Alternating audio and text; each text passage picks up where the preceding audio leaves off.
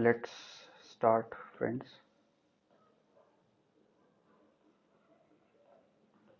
Let's start.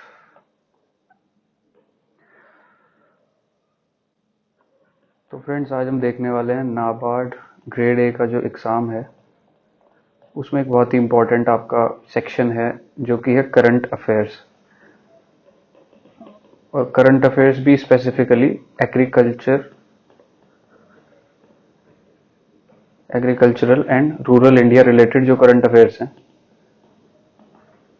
वो बहुत ही important part जो है वो इसमें प्ले करते हैं। इस टॉपिक से रिलेटेड बहुत सारे क्वेश्चंस जो है वो एग्ज़ाम में आए हुए हैं जो कि हम अगले वीडियो में डिस्कस करेंगे।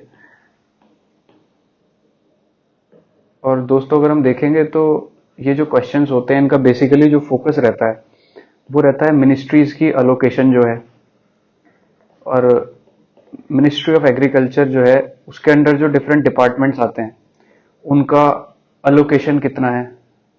अलोकेशन बोले तो बजट, जो पूरे साल का एक जो फिनेंशियल स्टेटमेंट होता है, एनुअल फिनेंशियल स्टेटमेंट, तो 2022-23 फाइनेंशियल ईयर का जो बजट है उसमें डिफरेंट डिपार्टमेंट्स जो हैं मिनिस्ट्री ऑफ एग्रीकल्चर के, उनको कितना अलोकेट पैसा जो है वो हुआ है, कितना पैसा उन्हें मिला है। ठीक है, वो एक क्वेश्चन इसमें आपको बहुत देखने को मिल जाएगा पेपर में। या फिर कोई अगर गवर्नमेंट की कोई स्कीम है, ठीक है, जो कि रूरल इंडिया के लिए जो स्कीम चलाई जाती है, कोई फ्लैगशिप स्कीम है या फिर कोई अन्य कोई स्कीम है, तो उस स्कीम के तहत कितना पैसा जो है वो एलोकेट हुआ है बजट में। या फिर गवर्नमेंट की स्कीम्स में कुछ अगर चेंजेस हुए हैं तो वो क्या हुए हैं, या फिर स्कीम्स जो है वो स्टार्ट कब हुई। इसमें हम डिफरेंट चीज़ों के बारे में देख सकते हैं, जैसे पीएम किसान के बारे में हम कुछ अपडेट्स देखेंगे और मनरेगा के बारे में कुछ अपडेट्स हम देख सकते हैं। और इसी तरीके से गवर्नमेंट के डिफरेंट जो डिपार्टमेंट्स हैं मिनिस्ट्री ऑफ एग्रीकल्चर में, उसमें एग्रीकल्चरल रिसर्च का जो डिपार्टमेंट है उसके अंडर डिफरेंट जो स्कीम्स हैं, फ्लैगशिप स्कीम्स, वो उनका क्या क्या काम है डिफरेंट स्कीम्स का और क्या क्या उनका ध्येय है, तो ये सब हम इसमें वीडियो में देखने वाले हैं। तो without further ado let's start. तो पहले दोस्तों हम देखते हैं थोड़ा सा मिनिस्ट्री ऑफ एग्रीकल्चर जो है उसको कितना पैसा जो है वो एलोकेट हुआ है, यानी कि आवंटित हुआ है बजट 2022-23 में। तो दोस्तों, सबसे पहला फिगर जो मिनिस्ट्री ऑफ एग्रीकल्चर में एलोकेशन है वो है ₹1,32,514 करोड़ का, अकॉर्डिंग टू बजट 2022-23। तो इतना पैसा जो है वो अलोकेट किया गया है मिनिस्ट्री ऑफ एग्रीकल्चर को। ठीक है, तो ये फिगर एक आप याद रख सकते हैं, आपके एग्जाम में डायरेक्ट क्वेश्चन आ सकता है इसके बारे में, क्योंकि नाबार्ड के फेवरेट रहे हैं इस तरीके के टॉपिक्स। अब एक चीज और देखने लायक है दोस्तों इसमें कि ये जो अलोकेशन है ये पिछले साल के कंपैरिजन में 4.5% ज्यादा है, यानी कि it is 4.5% more over the last years budget. ठीक है, मोर, या फिर आप कह सकते हैं 4.5% increase over last years budget. दोस्तों, तो ये YouTube पर मेरा पहला वीडियो है तो इसकी पीडीएफ मैं आपको नहीं दे पाऊंगा, तो आप क्या कर सकते हैं कि वीडियो को थोड़ा पॉज करके बीच बीच में नोट्स टेक डाउन कर सकते हैं अगर आपको कुछ इंपॉर्टेंट इसमें से लगता है तो। और इसी पैसे के बारे में एक फैक्ट और है जानने लायक कि इस पैसे का 55% जो है दोस्तों, जी हाँ 55%, जो कि एक बहुत बड़ा शेयर है, वो पीएम किसान को एलोकेट हुआ है दोस्तों। इस पैसे का 55% जो है वो पीएम किसान जो स्कीम है गवर्नमेंट की, एक काफी इंपॉर्टेंट स्कीम है गवर्नमेंट की for farmers of rural India. तो इस स्कीम के बारे में भी थोड़ा हम देखेंगे आगे वीडियो में। तो इस स्कीम को दोस्तों 55% जो है वो अलोकेट हुआ है, यानी कि अराउंड 6,000 करोड़ रुपीज जो है वो इस स्कीम को अलोकेट हुए हैं दोस्तों। तो ये भी एक फिगर जो है वो इंपॉर्टेंट हो जाता है। और ये सब हम बजट 2022-23 जो अभी लेटेस्ट हमारा आया है उसकी बात कर रहे हैं। तो ऑब्वियसली सारे डेटा जो होंगे वो फ्रेश डेटा होंगे उसके। अब ये पीएम किसान के बारे में थोड़ा सा मैं आपको ऊपर ऊपर से बता देता हूँ, ज़्यादा डीप में तो नहीं बताऊंगा अभी, उसके बारे में अलग वीडियो कर सकते हैं। तो पीएम किसान स्कीम में जो है वो गवर्नमेंट की सोच क्या है कि जो दो क्रॉपिंग सीजन्स होते हैं फार्मर के, अब हम इंडिया में अगर देखेंगे तो खरीफ सीजन होता है क्रॉपिंग का और एक रबी सीजन होता है, उसके बीच में थोड़ा सा गैप भी होता है, और ऐसी रबी और खरीफ के बीच में भी थोड़ा गैप होता है। तो गवर्नमेंट क्या चाहती है कि अगर किसान की फसल जो है खरीफ फसल कट गई है और उसने वो बेच दी है, लेकिन फॉर सम रीजन उसको उसका पेमेंट नहीं मिला है, लेकिन उसे रबी की फसल लगाने के लिए इनपुट्स चाहिए। और इनपुट्स में क्या क्या होता है, सीड्स हो सकते हैं आपके, फर्टिलाइजर्स हो सकते हैं, लेबर हो सकती है, ठीक है, फ्यूल का खर्चा हो सकता है। तो फॉर सम रीजन अगर खरीफ फसल किसान ने जो है अपनी बेच दी है, लेकिन उसे उसका पेमेंट नहीं हुआ है और उसे रबी फसल जो है वो बोनी है, रबी सीजन की जो फसल है कोई, तो उसके लिए उसके पास पैसा कहाँ से है। और ये बेसिकली जब स्कीम स्टार्ट हुई थी तो ये स्मॉल एंड मार्जिनल फार्मर्स के लिए स्टार्ट हुई थी, अब इसको एक्सटेंड करके सारे फार्मर्स इसमें इंक्लूड हो गए हैं।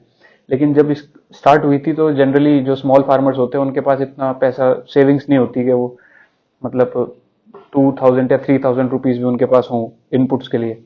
तो उन किसानों के लिए क्या है कि गवर्नमेंट स्कीम के तहत आपको 2000 रुपीज की 3 इंस्टॉलमेंट्स में टोटल 6000 रुपीज जो है वो आपको देती है, ठीक है।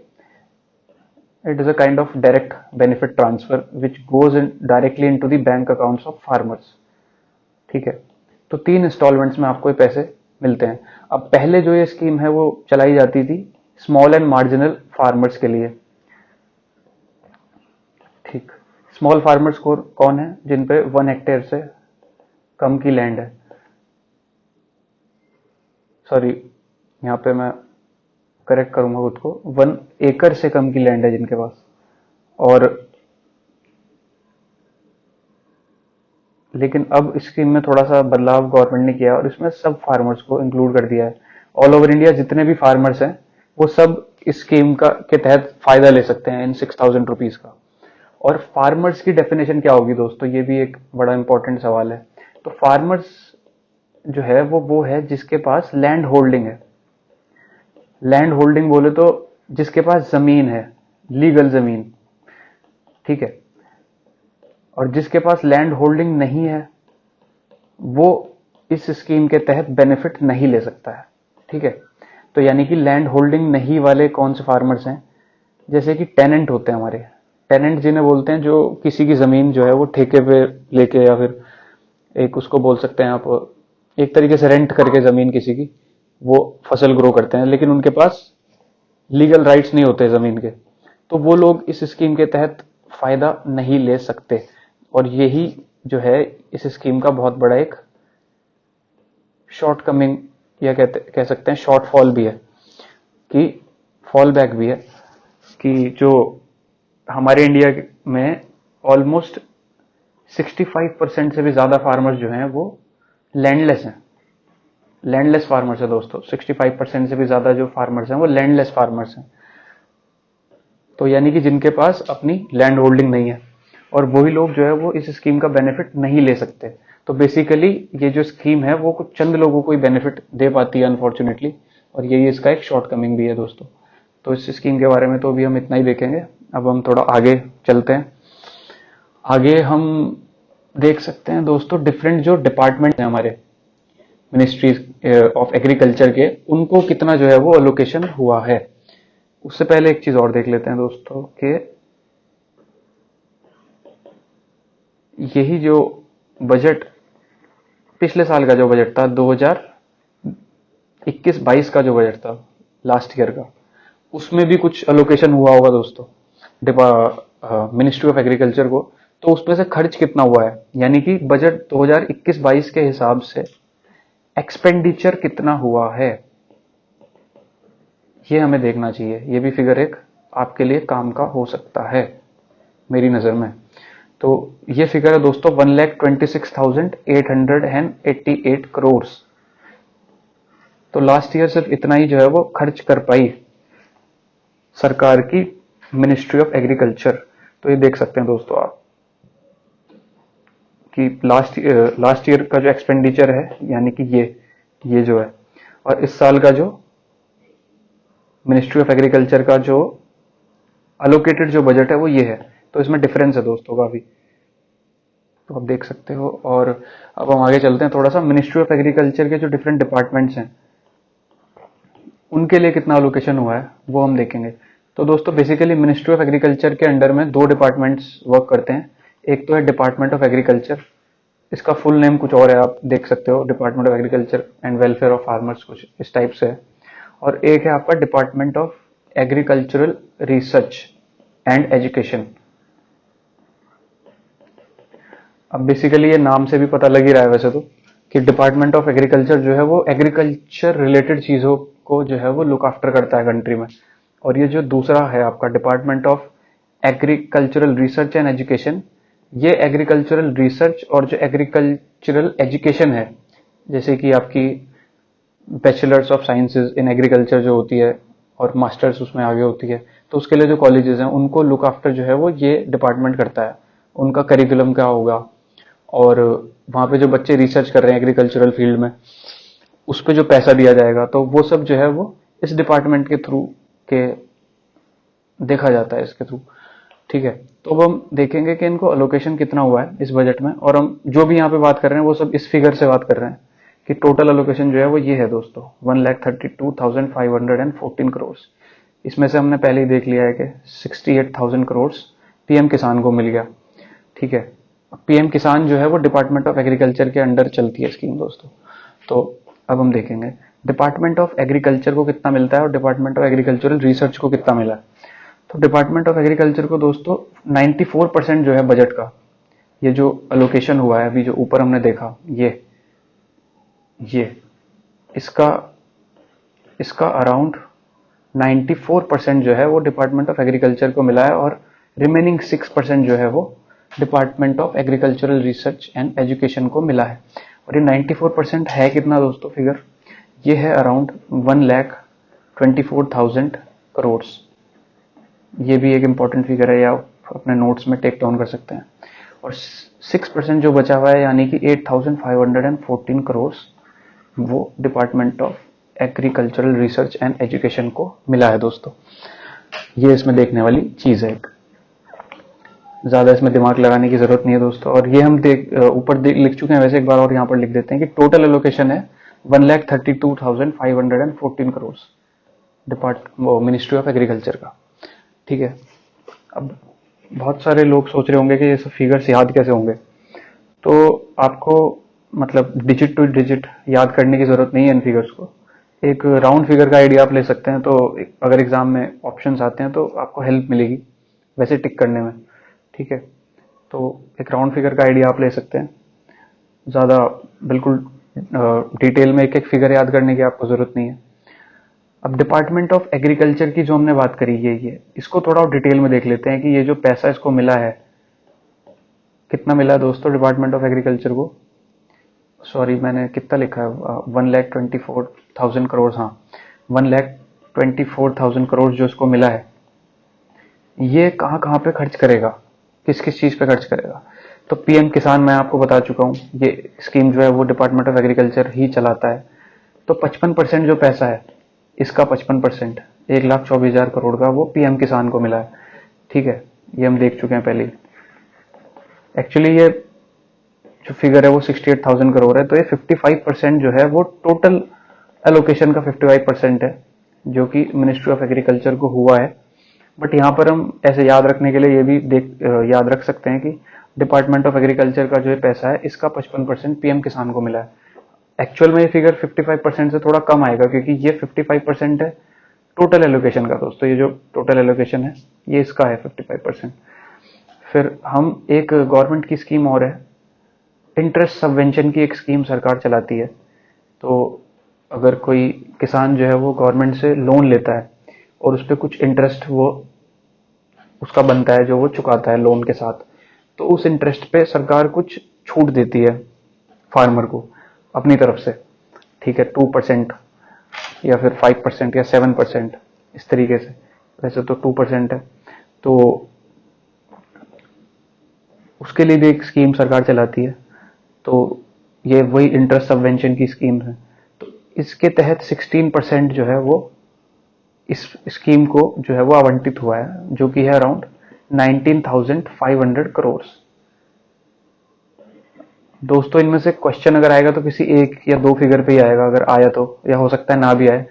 तो what I would suggest is कि इस पे बहुत ज्यादा अपना टाइम आप बर्बाद ना करें, सिर्फ इन फिगर से एक बार गो थ्रू कर लें, तो शायद एग्जाम में अगर आपके सामने क्वेश्चन आया तो आपको हेल्प होगी आंसर करने में। फिर एक गवर्नमेंट की बहुत ही फेमस और बहुत ही ज़्यादा, मतलब गवर्नमेंट जो कहती है कि बहुत ही रिवोल्यूशनरी स्कीम है, प्रधानमंत्री फसल बीमा योजना, जो कि एक इंश्योरेंस स्कीम है फार्मर्स के लिए। तो 13% जो है वो इस स्कीम को जो है वो आवंटित यानी कि एलोकेट हुआ है, around 15,500 crore. 13% of this 1,24,000 crore, 16% of this 1,24,000 crore. Okay, तो ये फिगर्स भी आप याद रख सकते हैं। आगे हम देखते हैं दोस्तों, डिपार्टमेंट ऑफ एग्रीकल्चरल रिसर्च जो है, डिपार्टमेंट ऑफ एग्रीकल्चरल रिसर्च, हमने दो डिपार्टमेंट्स की बात करी थी दोस्तों, तो इसका हमने देख लिया है, इसका हमें देखना है। Department of agricultural research and education का भी हमें देखना है। तो डिपार्टमेंट ऑफ एग्रीकल्चरल रिसर्च के तहत ये जो ICAR वगैरह जो संस्थाएं हैं, Indian council of agricultural research, ये सब इसके तहत ही काम करती हैं। जो रिसर्च का बेसिकली वर्क होता है एग्रीकल्चर में, जो रिसर्च है, जो हमारे एजुकेशनल इंस्टीट्यूशन है, वो सब इसके अंडर में काम करते हैं, ठीक है। तो इसको जो है वो एलोकेट हुआ है अराउंड 8,500 करोड़, ये हम पहले ही देख चुके हैं ऊपर, ठीक है। ये जो पूरा अमाउंट है 1,32,514 करोड़, इसमें से 1,24,000 करोड़ इसको मिल गया दोस्तों, और बचा हुआ 8,500 crore department of agricultural research को मिल गया। अब इसमें से भी मैंने बताया ICAR एक मुख्य बॉडी है जो इस डिपार्टमेंट के तहत काम करती है। तो इसमें दोस्तों 69% जो है इस 8,500 करोड़ का वो ICAR को मिल जाता है सीधा सीधा, जो कि एक एपेक्स बॉडी है। इंडिया में जो भी एग्रीकल्चरल रिसर्च होती है वो सब ICAR के अंडर होती है, जो कि अपने आप में डिपार्टमेंट ऑफ एग्रीकल्चर रिसर्च के अंडर में काम करती है। तो ये हम देख चुके हैं दोस्तों। फिर PM किसान के बारे में मैं आपको थोड़े से फैक्ट्स और यहाँ पर दे देता हूँ, और ये वीडियो बहुत लंबा हो गया, इतना मैंने सोचा नहीं था, तो इसे वाइंड अप करेंगे फिर लास्ट में। PM किसान के बारे में मैं आपको बता देता हूँ। PM किसान के तहत जो लोकेशन हुआ है दोस्तों हम देख ही चुके हैं ऑलरेडी, 68,000 करोड़ हुआ है अकॉर्डिंग टू बजट 2022-23, ठीक है। और ये स्कीम जो स्टार्ट हुई थी दोस्तों वो 2018 1 दिसंबर को स्टार्ट हुई थी, और ये हम देख चुके हैं। इस स्कीम में 6,000 रुपीज की जो है गवर्नमेंट फाइनेंशियल सहायता करती है पर फैमिली, पर फार्मर फैमिली को, यानी कि फैमिली में सिर्फ पूरी एक फैमिली को 6,000 रुपये मिलेंगे, सिर्फ, हर बंदे को अलग अलग नहीं मिलेगा, एक फैमिली को एक 6,000 रुपये की इंस्टॉल वो मिलेगी। और ये जो मिलेगी ये 3 इंस्टॉलमेंट्स में मिलेगी दोस्तों, और वो इंस्टॉलमेंट्स 2-2 हजार रुपए की होंगी, और ये साल में 3 बार दी जाएगी। और ये 3 बार देने का रीजन क्या है मैं आपको बता चुका हूं, ताकि फसल जो किसान उगाता है वो साल में 2 या 3 बार उगाता है, तो वहां पे वो इनपुट्स ले पाए। बेसिक इसका जो वो था वो यही रीजन था, बाकी वैसे मतलब ऐसा मैंडेटरी नहीं है कि वो फसल के लिए इनपुट्स खरीदने में इसका यूज करे, वो कहीं और भी यूज कर सकता है। तो और एक चीज और इसमें देखेंगे दोस्तों, ये सिर्फ रूरल फार्मर्स के लिए नहीं है, ये अर्बन फार्मर्स के लिए भी है। तो अगर कोई शहर में कोई खेती करता है तो उस किसान को भी इसका बेनिफिट मिलेगा, ठीक है दोस्तों। 2021-22 में जो इस स्कीम के तहत जो अलोकेशन हुआ था वो कम पड़ गया था दोस्तों, क्योंकि एक्सपेंडिचर ज्यादा हो गया। इस स्कीम के तहत जो पैसे दिए गए गवर्नमेंट उसका अंदाजा नहीं लगा पाई, तो जितना अलोकेट किया था उससे ज्यादा एक्सपेंड एक्सपेंडिचर हुआ है दोस्तों। तो इसलिए इस साल इस स्कीम के तहत जो एक्सपेंडिचर है वो थोड़ा बढ़ाया गया है लास्ट ईयर से, ठीक है। और बेनिफिशियरी जो है वो 11.2 करोड़ के आसपास बेनिफिशियरीज इस स्कीम के हैं अभी तक, और गवर्नमेंट का मानना यह है कि 12 करोड़ के पार चला जाएगा ये डेटा 2022 के एंड तक, ठीक है, बेनिफिशियरीज जो हैं। और ये डेटा जो है ये मैंने पीआरएस इंडिया से, जो प्रेस रिलीज जो गवर्नमेंट की जो आती है, ये वहां से मैंने ये डेटा लिया है। 11.2 करोड़ फार्मर्स जो हैं वो बेनिफिशियरीज हैं स्कीम के तहत।